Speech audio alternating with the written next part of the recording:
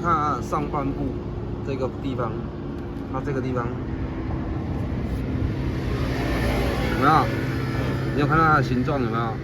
好，你看它的气缸的部分，它这个区块是跟6代其实是通用的，就是同样设计，所以你的里程2000多会有这个问题，是官方的问题，所以我们要改成这种，要改成这种。MT5 2000多公里，对不对？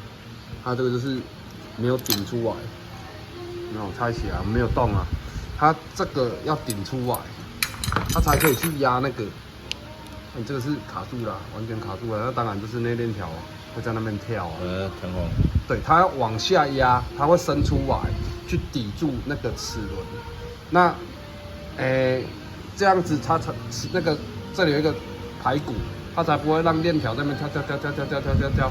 那你现在就是发动，因为它没有办法去压制它，所以它会这样弹，就会掉，这是通病的。不知道换几颗？好了，没声音了，搞定。